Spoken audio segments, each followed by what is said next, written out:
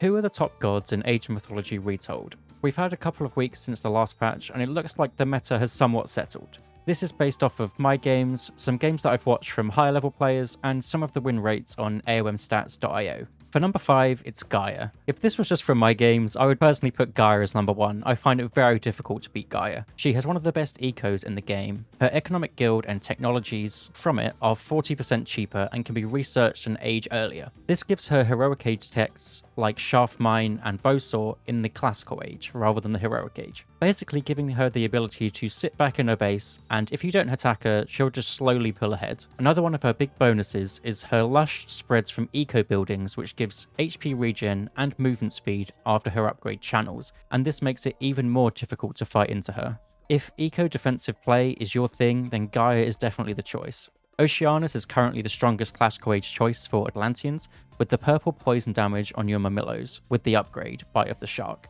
This paired with the Caladria heal can be brutal if microed properly. Moving on to the heroic age, the current best choice is Thea. This god gives access to cheaper and stronger Cantarius. These horses are probably strong enough as they are without the upgrade, Poseidon Secret and Lance of Stone, but after the upgrade they just become absolute menaces. They're strong at raiding or just having in your general army. Another upgrade from Thea, Prophetic Sight, gives your oracles the chance to gather more favour. And of course, don't forget the 0 population dryads that come out of your Hesperid's trees. In fact, dropping a third Hesperid's tree for 125 favour is very strong and gives you access to 15 dryads instead of 10. And then late game, both Hecate and Atlas are fine choices. Atlas is used most of the time for his tempo play with Implode, but Hecate for those longer games, especially because it gives those myth unit upgrades to your dryads to give them more attack speed and more movement speed and HP regen.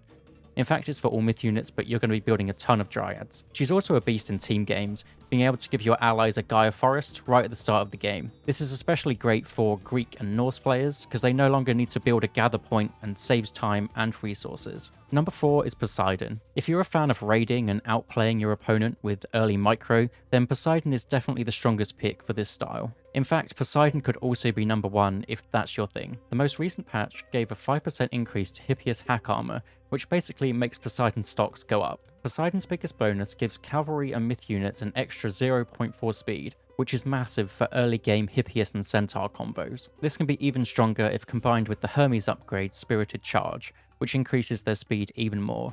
This is the current go-to for the classical age of Poseidon, but there's also something about going through Ares if you want to try that out. Moving on to late game, his militia spawns from raised buildings can be hard to fight into, and they're basically a decent counter to just single siege units that are attacking your buildings. And in the super late game, Poseidon really comes alive with access to his unique unit, Atyroi.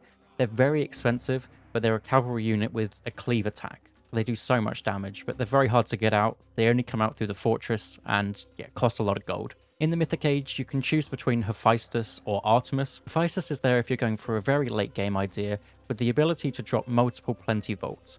One Plenty Vault gives 4 food, wood, and gold per second, so if you can get a few of those, then you basically don't need a gold mine anymore. And then if you decide to go through Artemis, you can transition into Archers, and she has probably the best archer tech in the entire game with Shafts of Plague, giving divine damage poison to your archer attacks. Number 3 is Loki. Norse is definitely in a decent spot after the most recent buffs to Huskell Train Time, Jarls, and Herdman, but I think Loki is currently the best choice. His strongest bonus has got to be his human units gaining 20% extra counter damage. This was nerfed by 5% since the last patch, but I think it's still extremely strong. This means your heroes take down myth units quicker, and units like Raiding Cavalry or Herdman just do their job a bit better as well. Loki's other main bonus is the potential for myth unit spawns. When a unit is attacking, there's a chance that a myth unit will spawn from your current age you're in, or earlier. So if you're fighting in the heroic age, there's a chance of you getting a classical or heroic age myth unit. These two bonuses combined means that what you think is an even fight could turn Loki favoured very quickly. Forseti is the current classical age choice the majority of the time, mainly due to his upgrade Hall of Thanes, giving your infantry and heroes more movement speed, and Dwarven Breastplate, buffing your Herdman and Berserk's hack armor by a considerable amount. There's also something to the trolls. If you can get a mass amount of trolls out with their special ability hurling that big boulder, they do some serious damage. Even the Healing Spring can be dropped aggressively if you know you're going to win the fight, or put it next to your town center and it basically won't ever go over to the enemy unless they take down your town center. Heroic Age gives two great choices for Loki. You can choose Bragi and go for a large flaming weapons push, or my favorite is Njord. Njord gives Walking Woods power and access to mountain giants with the Jotun upgrade. These guys are basically the best siege unit in the game, and they're pretty decent against human units as well, just being able to kick them away. If you set up a good timing for this, it can be quite difficult to stop. Then late game, you can't really go wrong with either choice. Hell is great if you're going for myth units, with the ability to spawn myth units pretty much instantly out of the temple. With the Granite Blood and Rampage combo, being able to train myth units instantly and give your giants more HP. Or you can decide to go for Tyr, with one of the strongest god powers in team games currently, Fimbulwinter. The Fimbulwinter hits enemies on the map for 30 seconds, basically halting their eco during this time. Even if they don't manage to get any villager kills, just halting the eco for that long with all of your opponents can be very strong. Unless there's some kind of ceasefire or way to stop it on the other side, Fimbulwinter can be game-ending in the right circumstance. Tyr also gives the upgrade Berserker Gang, which gives your Berserks 35% lifesteal, which is extremely strong, especially if it's paired with that Dwarven breastplate from Forseti earlier.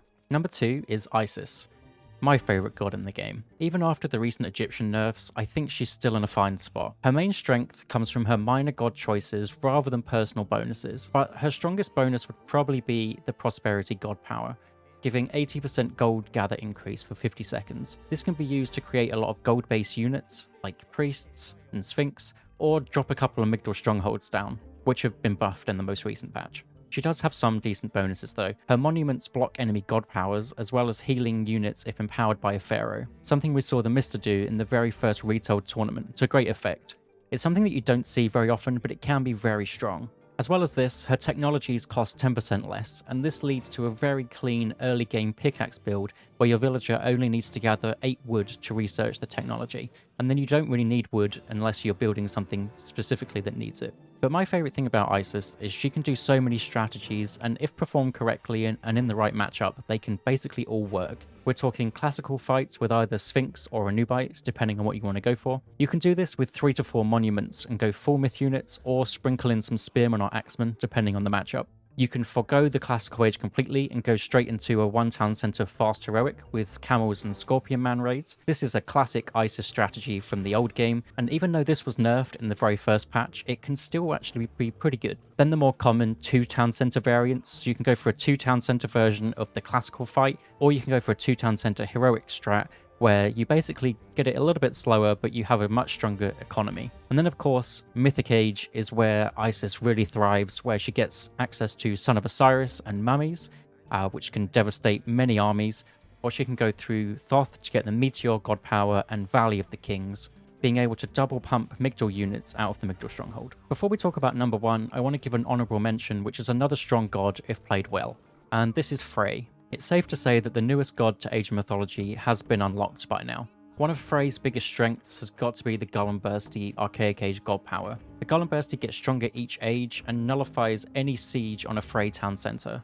If you use his technology bonus correctly, a late game Frey can be very scary. His techs cost 50% less, but take 150% longer to research. This can be detrimental if not used properly, as buildings can pretty much go out of commission for minutes at a time if they're researching different techs. But if you play around this by dropping down buildings or making sure you're not researching too much at the same time, you can get some huge benefits from this. His unique minor god Ula with the Asgardian Bastions gives him early access to Huskarls, which can be pretty useful in certain matchups, especially after the buff, or just a defensive building in other matchups. The Draugr myth unit is okay on its own, but it's normally better when you can get it en masse, being able to carve through units with its piercing arrows. As shown by Boit recently in a point of view video that I casted, Aegir's Feast of Renown mixed with Hill Fort spam, basically giving mini healing springs everywhere, is extremely strong. One of Freyr's bonuses is he gets extra 10% bonus damage on hill forts, and that mixed with the hill fort buff anyway is just ridiculous.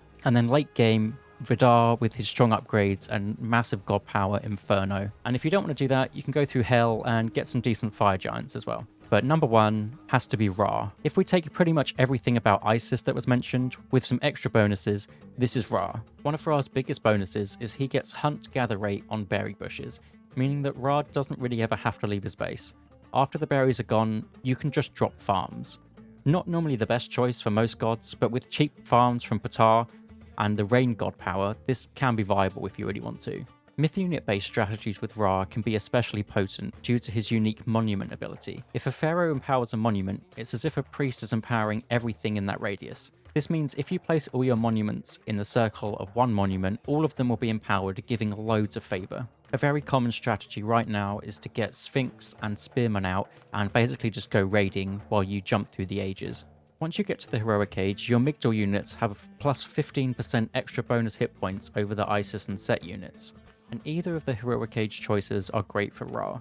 If you choose Sobek, you get the option for regen on your camels, or if you choose Sekhmet, then you can get extra range on your chariot archers. You really can't go wrong with either. And then Mythic Age brings Son of Osiris and even better camels, or deciding to go through Horus with a big upgrade to your barracks units. Barracks units can be great in certain matchups, and the Horus unique techs are extremely potent. Ra's unique tech, Skin of the Rhino, also gives your villagers minus 30% vulnerability on hack and pierce attacks. If you mix this with survival equipment, your villagers become extremely tanky and it becomes pretty hard to raid at Ra. If you mix all of these things together, this is what makes Ra the best god in the game, in my opinion. If there's a god that I missed that you think should be in the top 5, then let me know, and I'll see you in the next one.